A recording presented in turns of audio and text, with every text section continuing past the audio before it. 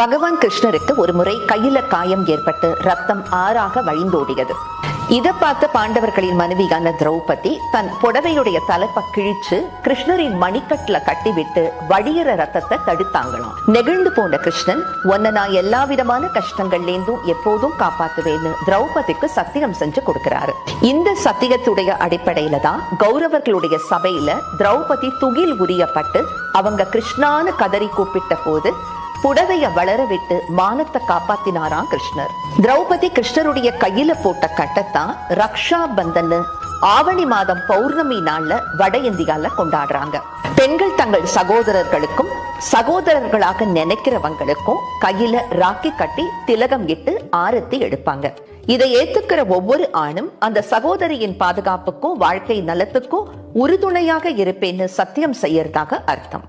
வடநாடுகள்ல மட்டுமே பிரபலமாக இருந்த இந்த ரக்ஷா